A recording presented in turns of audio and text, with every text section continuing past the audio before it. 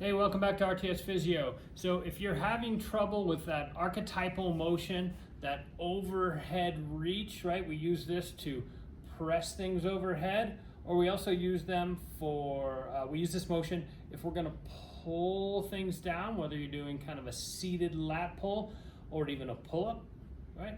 So if you're having trouble with that, most likely what we're seeing is you have tight internal rotators, right? A tight lat, tight teres major.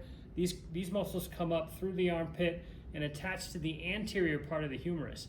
So it seems counterintuitive to work back here for something that's tight for an anterior motion, but that's what we're doing for this video.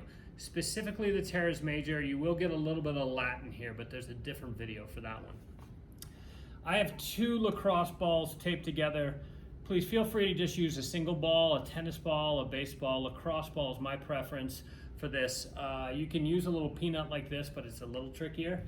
But basically, I'm back here right on the lateral edge of my shoulder blade, and I'm just gonna spend a little time, right, finding that spot. And believe me, you're gonna have a spot here that kind of sends a nice clear message that that's your trigger point. So right about there for me, right?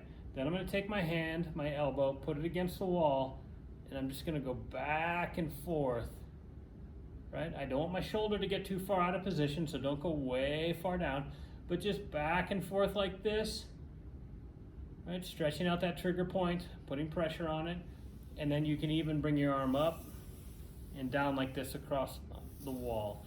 And that's a great release for your teres major, a little bit of lat.